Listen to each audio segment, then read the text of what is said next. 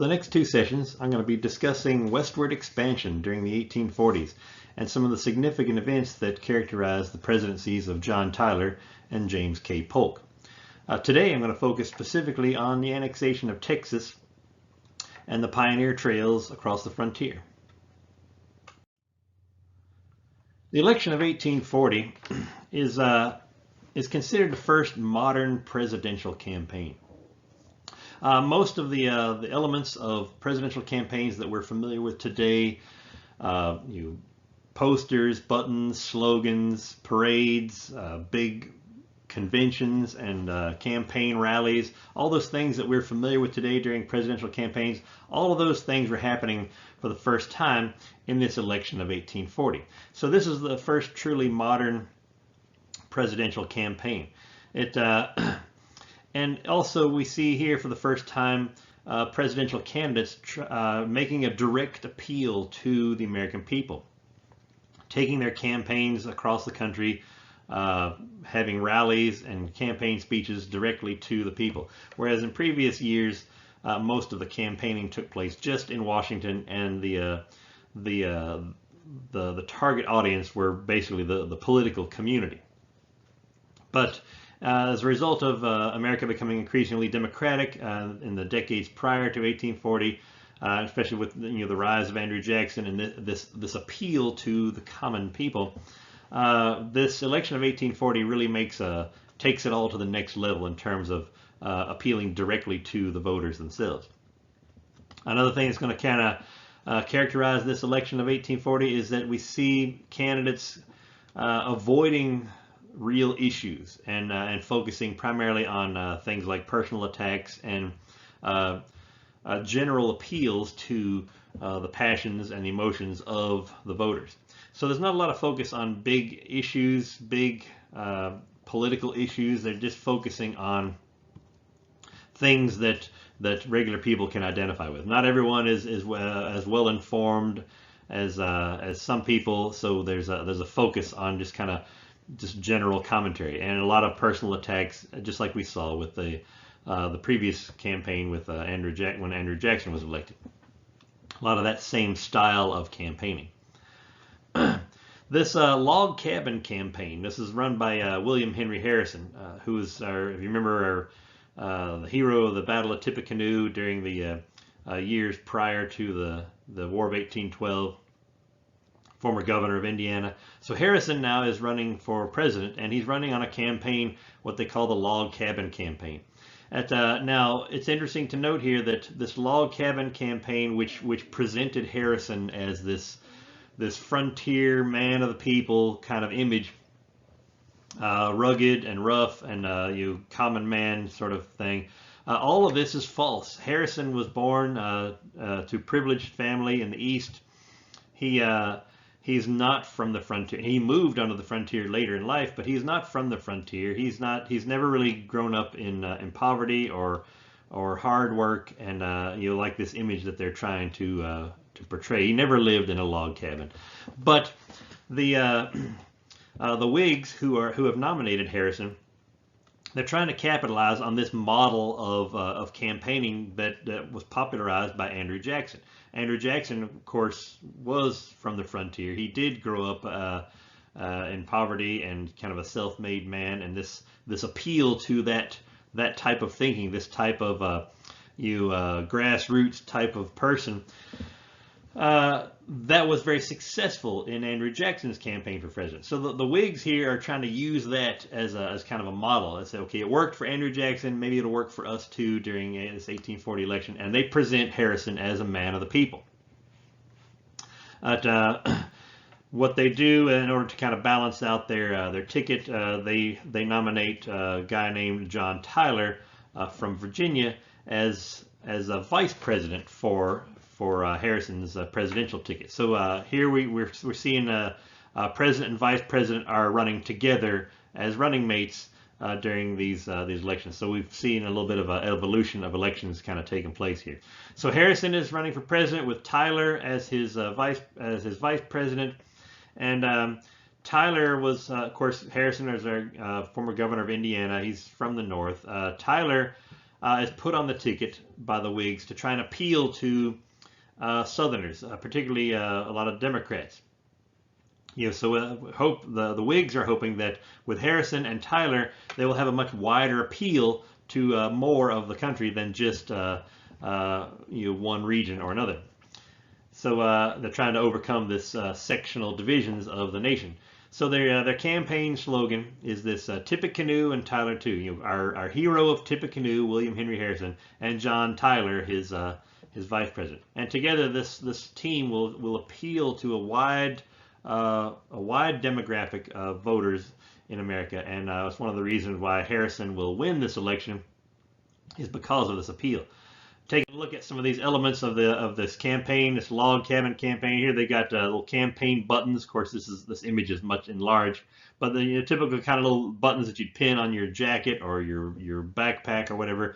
That's what this is. These little pin-on buttons, and this is the first time we see anything like this as a campaign gimmick or advertisement. And of course, they've got this log cabin on here. Again, Harrison he didn't grow up in a log cabin, but they're using this type of imagery to market him to a wide variety of voters. Everything you need to know is right here. Log cabin candidate, man from the frontier, William Henry Harrison, Tippecanoe, and Tyler too. So you don't need to know about the issues. They just you go to the rally and you hear Harrison's speech. They hand you a button, and then on election day, all you have to remember is Harrison for president.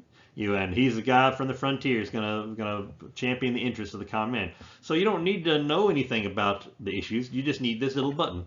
And of course, we see one of the things the Harrison campaign advertised was he was a good old boy. He drank hard cider right out of the bottle, And to kind of to advertise this gimmick, they had they commissioned a distiller to produce a whole bunch of hard cider and package it in these little bottles that looked like a log cabin. So this was made just for this campaign, the Harrison campaign.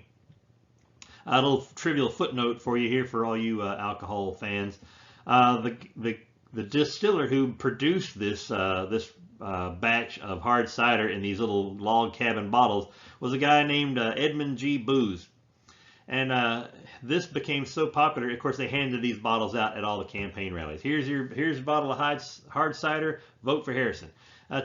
This became so popular that the name Booz, the guy who produced this, became synonymous with alcohol in general. So if you ever wonder why people refer to alcohol as booze, it can be traced back to this this campaign of 1840. Where this hard cider was being passed out as a campaign gimmick. We see parades and things like that, the big rallies. We get marching band and a parade down Main Street advertising the candidates. Here, of course, they've got this giant ball emblazoned with all the different slogans for the campaign and so forth. And you don't have to talk a lot about the issues. You just put on a big show, razzle-dazzle the voters, and then on election day, they're going to remember, okay, remember that? Who are we voting for today? I don't know. Oh, what about that guy that did that big parade last week? That was fun. Let's vote for him. So they're trying to dazzle the voters with a big show and distract them from any important issues. Here's another example, another illustration in a newspaper that showed a Harrison campaign rally. They've got the parade. Of course, they're really putting this log cabin imagery right in your face here. They got a wagon with a mock-up of a log cabin here and the campaign slogan on it. A barrel of hard cider here that they're advertising. All this imagery that portrays Harrison as a man of the people, and it works because Harrison will win this election. And he'll become at age 68, he'll become the oldest president ever elected, at least until Ronald Reagan in 1980. So the campaign worked. They didn't really discuss the issues. They just focused on on showmanship and, of course, the personality attacks. They didn't talk about issues. They talked about personal characteristics of the opponent and why you should vote for me because you don't want that other guy in office. And it works, very effective. And this election of 1840 becomes a model for pretty much every future election that takes place in the United States. Every element of the election that we just saw last year, and of course 4 years prior to that, all those visual elements that characterize those elections can all be traced back to this election of 1840, where we see the first modern campaign. So with Harrison elected as president, the Whigs are really looking forward to pushing forth their agenda. We talked about the Whig Party just being formed during Jackson's administration. They were off to a rocky start, but they got themselves organized, and by 1840 they've got a coherent agenda. They're putting forth most of the old national Republican agenda: internal improvements, tariffs, economic prosperity, that sort of thing. Strong central government. So Harrison favors all of these things. Harrison is a supporter of this Whig agenda. The bank, is another thing. They're going to try. The Whigs want to try and reconstitute the old Bank of the United States, and Harrison supports all of this. So the Whigs are looking forward to having their day in the spotlight, especially since Whigs also gain a majority in both houses of Congress. So the Whigs are looking forward to their moment. Unfortunately, though, Harrison, being a 68-year-old man and kind of long-winded, decides to give a 2-hour inauguration speech in the freezing rain at his inauguration ceremony. So he's out there, this old man, in the freezing rain for 2 hours. He gets pneumonia and he's dead within a month. So he's only president for a month, and he spends most of that time in bed, dying of pneumonia. So what's going to happen is that Tyler will be promoted to president. Harrison is the first president to ever die in office. So Harrison has a lot of records here. He was the oldest president ever elected. He's the first president to die in office, and he'll hold these records for many years. At any rate, Tyler now is the president. Here's where things start to unravel. The Whigs put Tyler on the ticket strictly to appeal to Southern voters and Democrats. Tyler himself, while he was a Whig at this time, he used to be a former Democrat. So Tyler still kind of has a lot of leanings toward the Democratic agenda, which is not the Whig agenda. So we end up with within the first month of this new presidency, the new president is now at odds with the party of Congress, the dominant party in Congress. So the Whigs are putting forth all this legislation to further their agenda. Tyler vetoes every bit of it. In his first term, during his term in office, he vetoed nine bills. All of them were parts of the Whig agenda that they were trying to put forth, and Tyler undermined all of it. The Whigs got so mad at Tyler, they expelled him from the party. They said, "We don't want you in our party anymore. You betrayed us. You sold us out. You're not really behaving like a Whig. You're just falling back on the old Democrat ideas." Of course, the Democrats loved Tyler because they thought he was doing exactly what they wanted him to do, and they didn't even vote for him. So the Whigs, they hold protests outside the White House. Some of them threw rocks through the windows, and they burned him in effigy. Basically, they just kicked him out of the party. And so basically now, for all of his presidency, Tyler is a president without a party. He has nobody really supporting him. His whole cabinet resigned in protest. Politically, things are a mess right now because we got the president in daily confrontation with Congress over what's going to happen. And basically the only thing that really happens of note during Tyler's presidency is that during his last months in office, he attempts to annex Texas to the Union in 1844, and this will reignite the old debate over the expansion of slavery under the frontier. Because at the time, in 1844, there are an even number of states again. There's 13 free states, 13 slave states, and we've got this balance that's being maintained, and Tyler's attempt to annex Texas in his last days in office will upset this balance. And again, this whole debate, just like we saw with the Missouri crisis, this debate over balance of power in Congress and expansion of slavery under the frontier, this whole debate reignites again at the end of Tyler's presidency. Before we get too deep into that controversy over Texas, we need to kind of go back a little bit time-wise and look at how the story of Texas unfolded.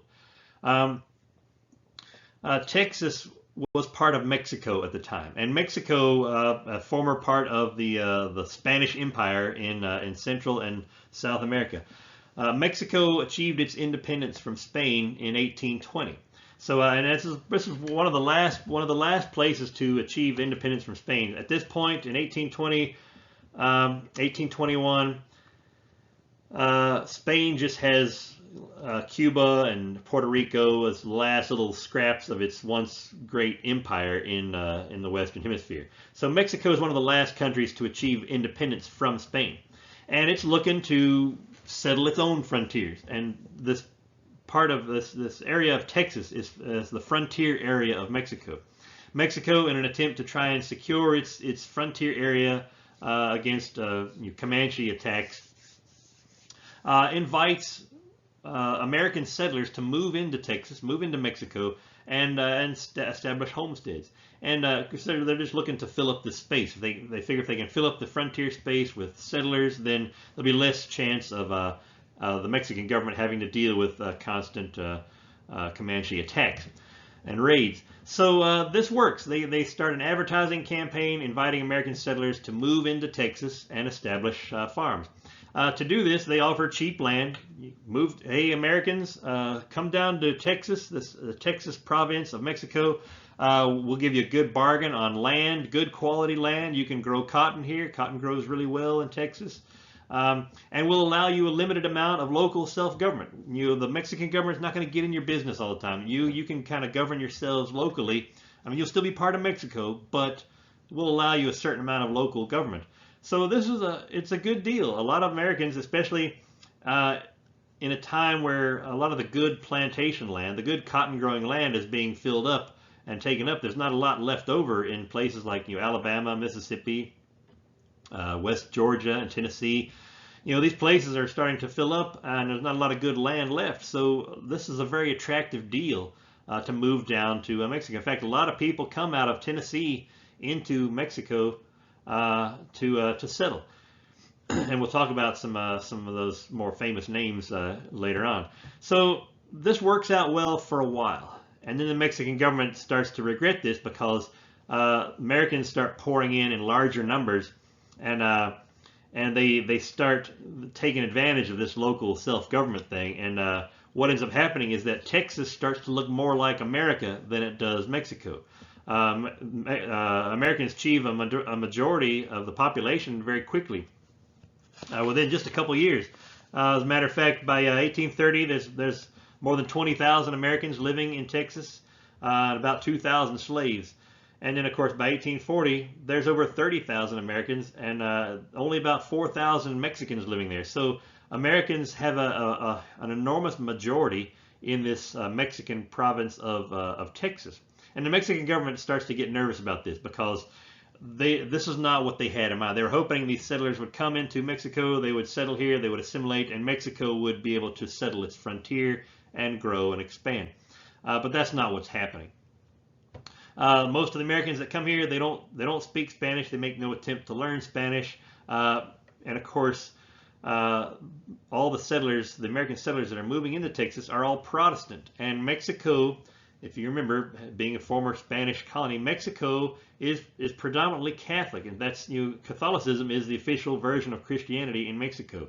So this is Texas really starting to not be part of Mexico anymore. Culturally and economically and politically, it's starting to look more like America than it does Mexico. So Mexico tries to rein in this settlement. They try and start putting restrictions on the number of people that can come in.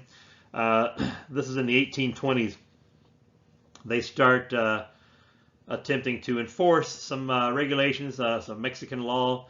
If you're going to be living in Mexico, you must speak Spanish. You must embrace you must convert to Catholicism, and of course in 1829, the last straw is Mexico abolishes slavery. And Mexico didn't abolish slavery just to get back at these American settlers that were living in Texas. slavery is on the way out in the Atlantic world anyway. We kind of touched on that in one of our previous sessions, that the Atlantic slave trade has already been, international slave trade has already been abolished. England is just a couple years away from abolishing slavery in its own empire, and Mexico is just kind of following a trend that's already taken place in Atlantic world, moving away from slavery. And it just so happens to be convenient here because the Mexican government figures this is a way to also further restrict Americans by abolishing slavery. Well, the Americans don't pay any attention to any of these restrictions. Americans keep coming into Texas, they keep bringing slaves, and no one converts to Catholicism. So essentially what ends up happening is that by the time we get to 1835, the Americans living in Texas they want their independence. They're like, we don't want to be part of Mexico anymore. Everybody lives here is American anyway. We want to have our independence from Mexico. We don't want to be part of Mexico anymore. So this escalates into open revolt. Most of the early 1830s are characterized by small-scale skirmishes between settlers in Texas and the Mexican police, the Mexican authorities. And by 1835, it's an open state of revolt. The American settlers living in Texas are revolting against the Mexican government. And in March of 1836, the Americans living in Texas declare their independence from Mexico. And this is going to be kind of the big catalyst for this whole Texas independence movement. When the American settlers declare their independence, the president of Mexico is not going to sit still for this. Okay, we invited these people here to live in our country, to settle here, to help our own country. We didn't invite them here so they could break away and take half of our country with them. So the president of Mexico, Antonio Lopez de Santa Anna, he vows to put down this insurrection. He's going to end it once and for all, put an end to this open rebellion, and settle this once and for all. So what Santa Anna does is he assembles a Mexican army. He marches toward San Antonio, where a group of American rebels have established kind of a headquarters in the Alamo, which is an old Spanish mission. So this kind of all going to culminate in this Battle of the Alamo, where we're leading up to here. So this is still in March of 1836. The Americans have just declared their independence in Texas from the country of Mexico, and a small group of them have gathered in San Antonio at the Alamo as kind of a rebel force. And Santa Anna is marching his troops towards San Antonio, and this is where this Battle of the Alamo is going to take place. It's in March of 36. So here we're looking at an illustration of the Alamo. It looks kind of like a church here. If you notice, the architecture is very much like a church or cathedral, and there's no surprise. It was a former mission built by the Spanish years and years ago. It's now being used as a fort. The mission is no longer here. The Spanish missionaries, the Catholic missionaries, have moved on. It's being used as a fort by these American rebels. Santa Anna shows up with 1,700 men to attack these 187 Americans in this fort at the Alamo, and an epic battle ensues. And this is, in terms of warfare, this falls into the category of a heroic last stand. This 187 Americans in the Alamo, led by a guy named William Travers and Davy Crockett. Davy Crockett is a famous figure in Tennessee history.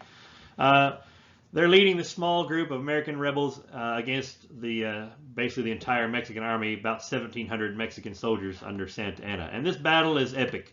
For about a week, maybe 10 days or so, the Mexican army will assault this fortress over and over and over again. So these defenders in here, they're basically, it's kind of a heroic last stand. They know that they're not going to win. They know that reinforcements, if they ever show up, won't be enough to hold this fort against the Mexican army.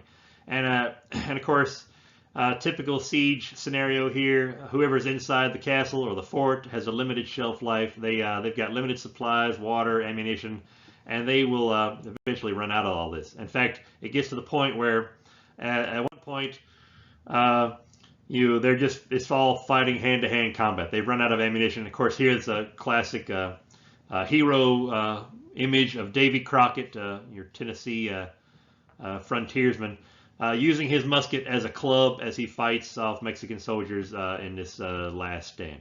Of course, as you might already have expected, in a battle like this, the Americans will lose. It's just so one-sided. They're so outnumbered and they're so limited on supplies. They will lose. The Mexican army will take control of the Alamo, and of course, what happens next is really kind of a slap in the face to the independence movement in Texas. Santa Anna has he releases about 24 women and children that were also in the fort. And then he executes everyone else. So all the survivors of this American rebel force and the Alamo, all of the survivors are executed, with the exception of some women and children who are released. Now, of course, word will spread throughout Texas of this defeat at the Alamo, and the soldiers there, the rebels there at the Alamo, will become martyrs in this cause for Texas independence. And a guy named Sam Houston, who at the outset of this whole ordeal was appointed as kind of the head commander for this Texas revolutionary forces. So all these American settlers living in Texas now rally under Sam Houston's flag in an attempt to try and push back against Santa Anna. And they will, a couple of days later, after the Battle of the Alamo, another smaller battle took place where the Mexican army massacred about in between 300 and 400 Texans who had surrendered. So between the Alamo and this Battle of Goliad, where more Americans were killed, the Texas Revolutionary Force under Sam Houston now is motivated and inspired by the heroism at the Alamo. And of course, Sam Houston recruits as many people as he can among the settlers in Texas, but it's not enough. What ends up happening is a lot of volunteers come out of the southern United States to join Houston's Revolutionary Army. Now, I should note here that the United States government is not getting involved here. Now, these people that are coming out of the southern United States to join Houston's army, they are volunteers. The United States government has no official involvement in this Texas independence movement, even though these are American settlers fighting this battle. The American government does not get involved, and we'll talk a little bit more about reasons why here in a minute. But so Sam Houston and his volunteer army, they will engage Santa Anna's army in a place called San Jacinto. And looking at the map here again, San Jacinto here near Galveston. Santa Anna will have a force of about 1,200 men camped here at San Jacinto, and they'll be intercepted by Houston's army of about 900 American volunteers. So it's a little bit more evenly matched. 900 against 1,200 is a little bit better than the odds than they were at the Alamo. But what Houston has here, his big advantage is surprise. As luck would have it, he caught Santa Anna's army. They were camped and they were not prepared for battle. And of course, Houston's army is highly motivated by the battle cry of "Remember the Alamo." So they're remembering all these martyrs at the Alamo and Goliad. And so Houston's army is well motivated, and they've got the element of surprise. And just we don't usually get into a lot of specific battle tactics here, but what's so amazing about this battle at San Jacinto is that it only lasts about 15 minutes. Within 15 minutes, Houston's Texas volunteers killed over 630 Mexicans and wounded 700 more. So essentially, Santa Anna's entire army is either killed or wounded in a space of 15 minutes. This is how much of a surprise attack this was, and of course, how motivated Houston's army is. This will kind of mark the official end of this Texas independence movement. What will end up happening is that in the aftermath of the battle, Houston will force Santa Anna to sign a treaty acknowledging Texas' independence from Mexico, and this will be kind of the beginning of Texas as an independent republic. Now, here's where the story gets kind of complicated. Santa Anna, when he gets back to Mexico City, will will claim that he'll claim that this treaty is void. He was forced to sign it under duress, and it's void. It's no longer effective, and all this area of Texas still belongs to Mexico. So already, despite the fact that Texas has won its independence, Mexico is not really willing to let go of this just yet. Now, what happens in the aftermath? Texas would like to join the United States as a state. Most of the people living in Texas were from America anyway, so there's strong cultural and economic ties. There's a lot of support for annexation of Texas within the American public. A lot of Americans are in favor of annexation of Texas, especially people from the South. But what ends up happening is that this debate is going to stretch on over the next 3 presidencies because it's such a kind of a hot topic, a controversial issue. Annexing Texas is a large chunk of territory, and it's going to basically reignite this whole debate over free states versus slave states, North versus South. Obviously, Texas will become a slave state since there's already a lot of slaves living there. Andrew Jackson is president at the time Texas wins its independence. He acknowledges Texas independence, but he won't commit to annexing it as a part of the United States because he's concerned that since the area is in dispute, it could provoke a war with Mexico, and the United States doesn't want to enter a war with Mexico because we've got other things going on at this time. Keep in mind, the economy is getting ready to collapse in the end of Andrew Jackson's presidency, so he doesn't really want to get involved with a whole war with Mexico. Martin Van Buren, who comes after Jackson, he felt the same way. Yeah, Texas is independent, but we're not going to try and annex them because we don't want to risk a war with Mexico right in the middle of a major depression. John Tyler, who is currently president now, 1844, he's pushing for annexation of Texas, but he can't get a lot of support for it in Congress because it's such a controversial issue. So this debate over Texas is going to spread over the next 3 presidents. And in the meantime, Texas, okay, well, I guess if the United States is not going to annex us, we're not going to join the United States, I guess we'll just be our own country for a while. And so they elect Sam Houston as their president of this independent Republic of Texas, and they kind of go their own way for the next few years, about 10 or 12 years or so. Texas is an independent republic. So again, this debate will kind of be on again, off again over the next 3 presidents trying to decide what to do. When we get to 1844, we're kind of back to our original timeline now. 1844, John Tyler is still president. This is his last year in office. This issue of Texas is still kind of up in the air. And since 1844 is an election year, this issue of Texas annexation is going to become a major campaign issue. Tyler is supporting it, but he's not running for president again. Well, basically what happens, if you remember, the Whigs expelled Tyler from their party, so they're not going to nominate him for re-election. The Whigs will nominate Henry Clay for president. Clay is opposed to annexing Texas. The Democrats are going to nominate a guy named James K. Polk.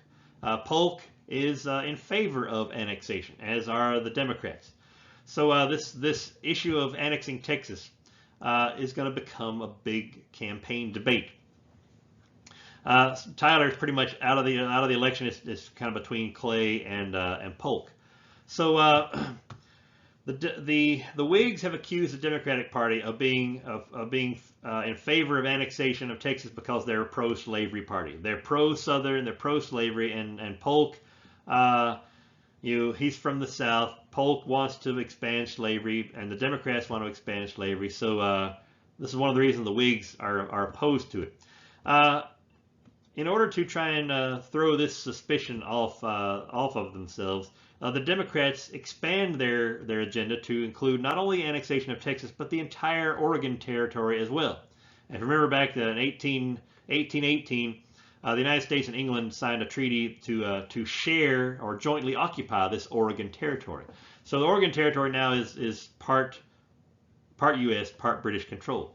So the Democrats are running on a campaign of territorial expansion in general. Because they're trying to appeal to the whole nation here, not just to the South. In order to get elected, they need to appeal to a wide range of voters. So yes, the Democrats say, yes, we want to annex Texas, but we also want to annex the entire Oregon Territory because we, the Democrats, are for territorial expansion for the glory of the nation, not just the South. So again, they're trying to refute this argument that the Whigs are making that they just want Texas because they want to expand slavery. So the Whigs will lose this election because they have such a narrow appeal, and because of the Democrats' wide appeal here, running on a campaign of Texas and Oregon, territorial expansion. This is very popular in America at the time. The Democrats will win very easily in this election of 1844. Now, what happens? Things happen real quickly. In this case of Texas, as soon as Polk and the Democrats win the election, Tyler, who is still technically president, until Polk is inaugurated, Tyler considers this election of Polk as a mandate for the immediate annexation of Texas. So this is where Tyler really tries to push for Texas to join the Union. Now, what ends up happening is that normally to approve a bill for annexation of territory or a new state joining the Union would require a 2/3 majority vote in Congress.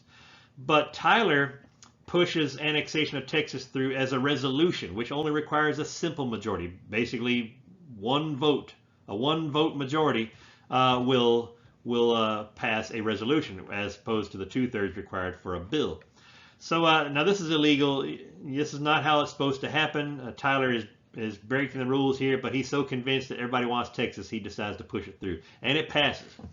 There's not enough for a 2/3 majority vote, but there is enough for a majority resolution vote, and Texas will join the Union as a territory at the end of Tyler's presidency.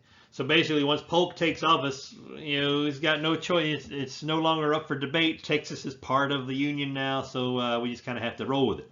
Now, here's where it becomes kind of problematic for Polk as president.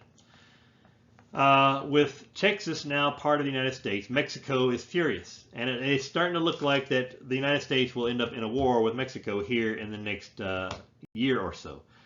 So this debate over Oregon now becomes an issue. When Polk ran for president, he campaigned on a platform that we will annex all of this Oregon territory, which we used to share with England. Well, once it looks like we're going to be fighting a war with Mexico, Polk gets nervous and is like, well, if we just seize all of this Oregon territory, we could be facing a war with England as well. We don't want to alienate our English allies, and we certainly don't want to fight a war against two separate countries. So Polk decides to make peace with England on this Oregon territory.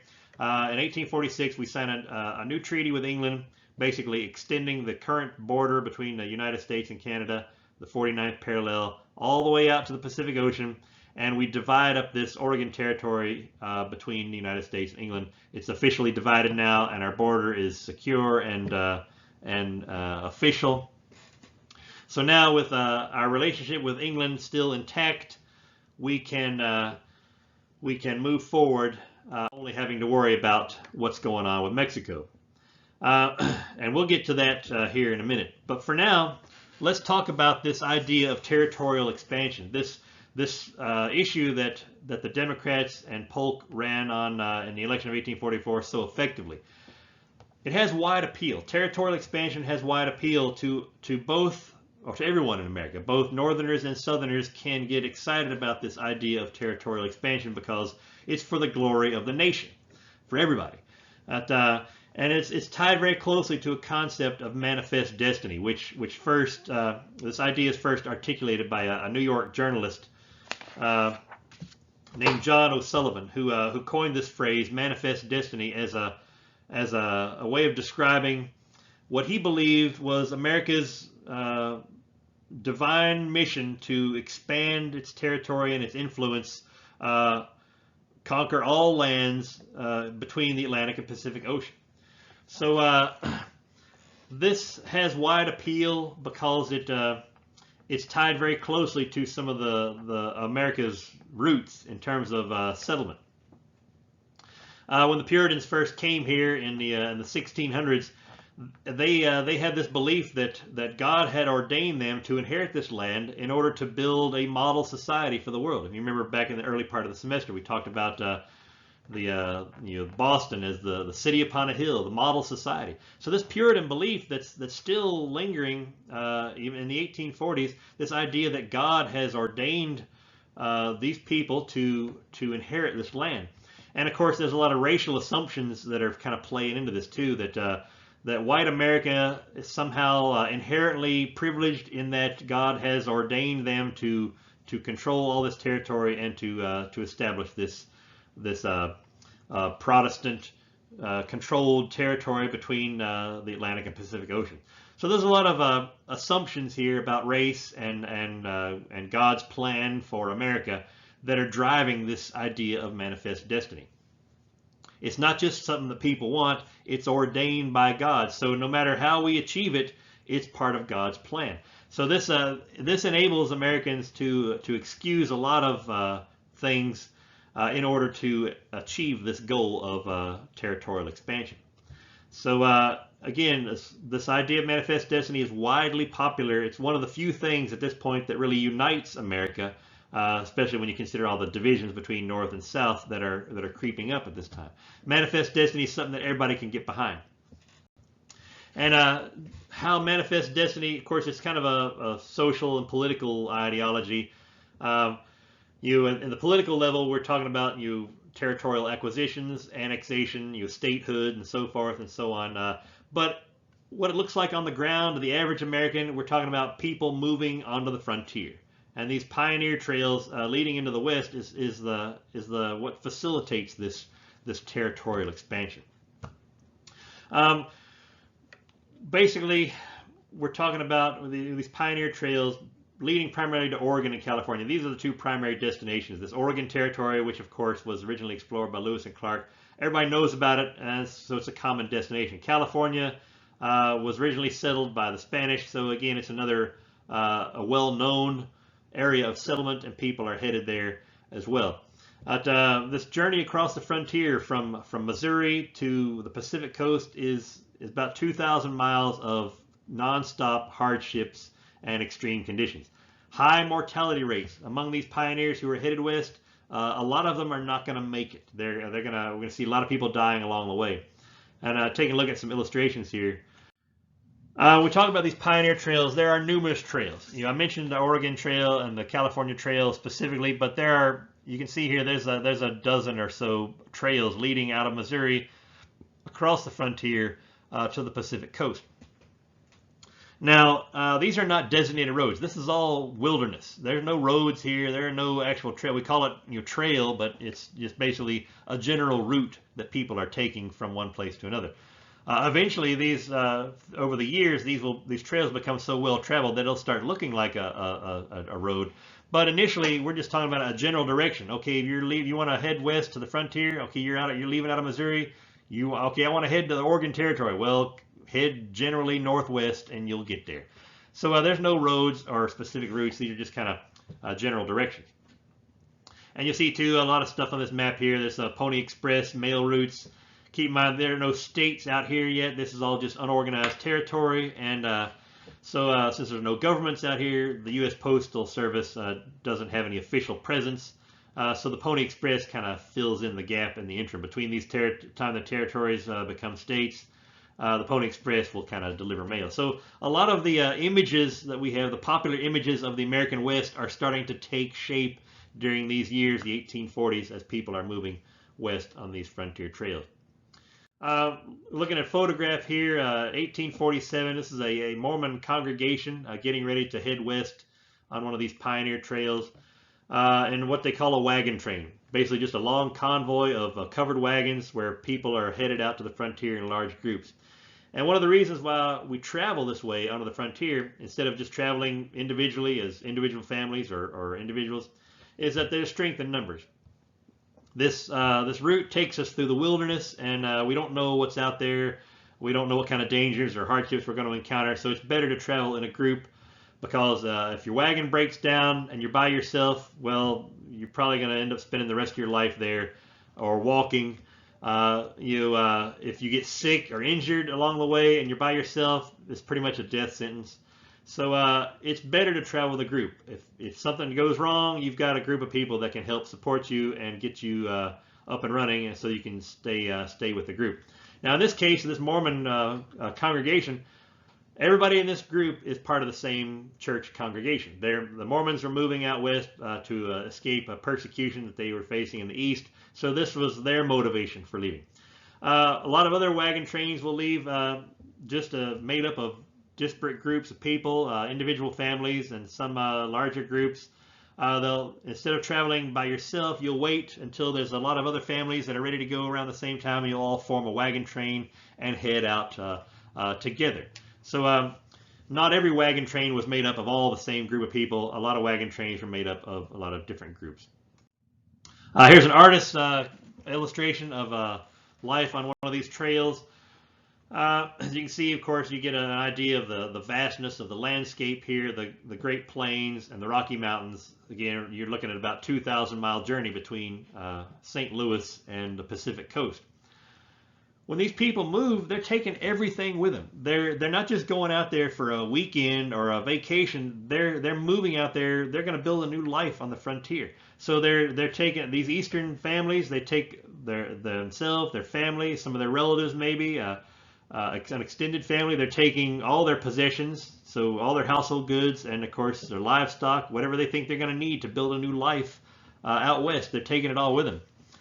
But they're going into the unknown. They're not quite sure what to expect. And as you can see, as indicated in this illustration, this particular family, they're realizing that a lot of what they brought with them is of no importance now.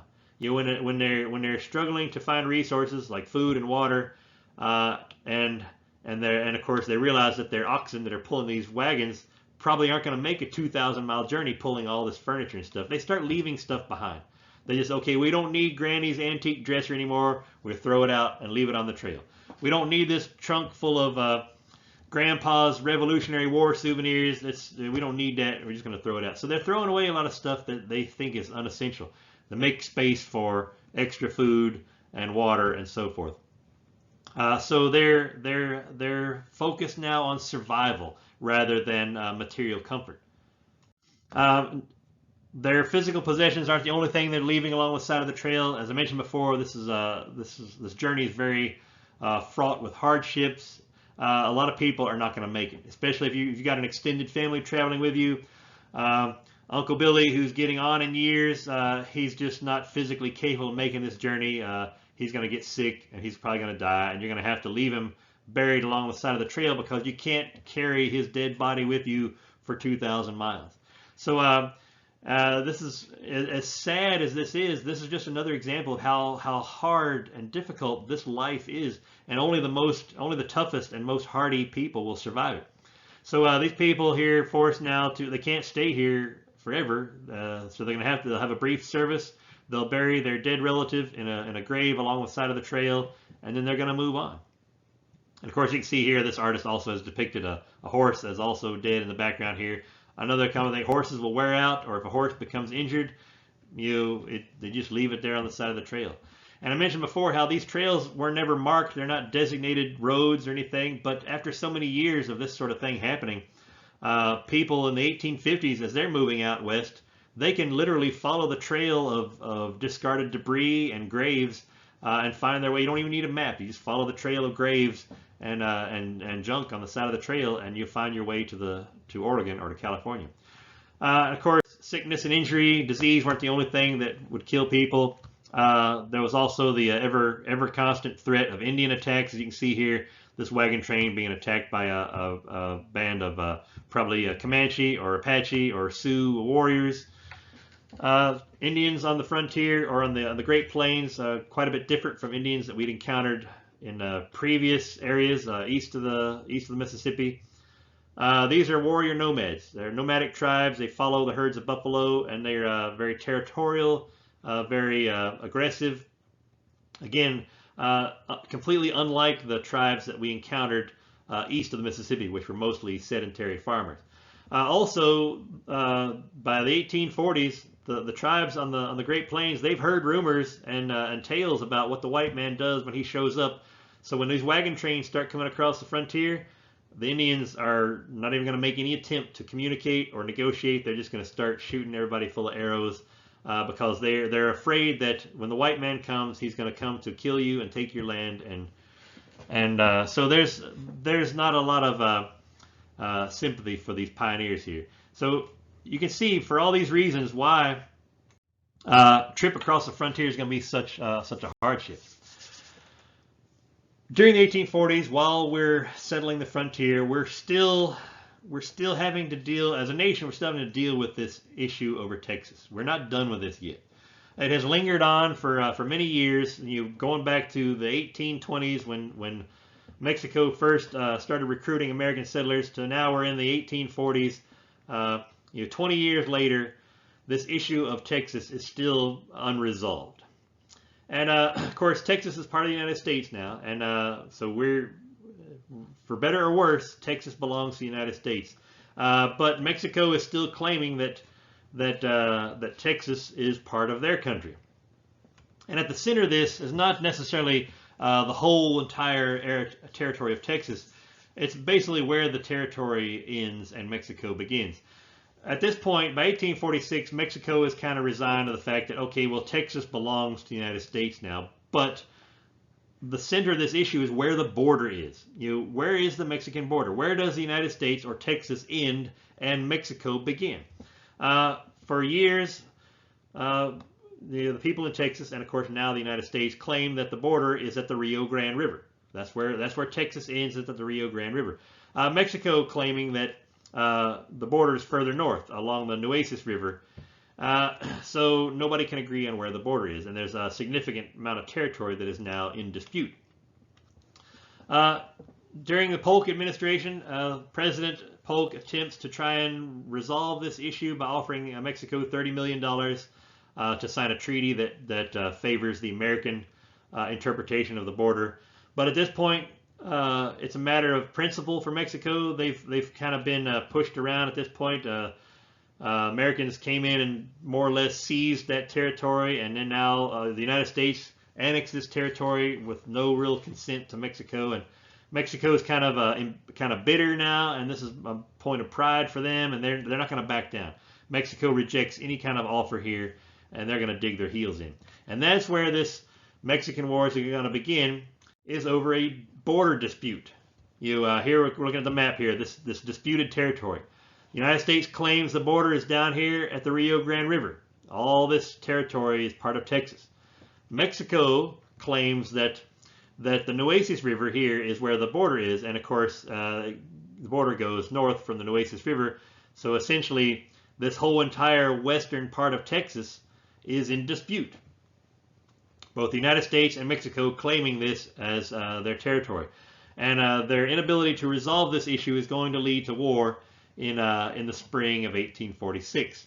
And that's where we're going to pick it up next time. When we come back, we'll talk about how the war begins, what happens during the war, and the aftermath of the war. We'll finish it up with the California Gold Rush.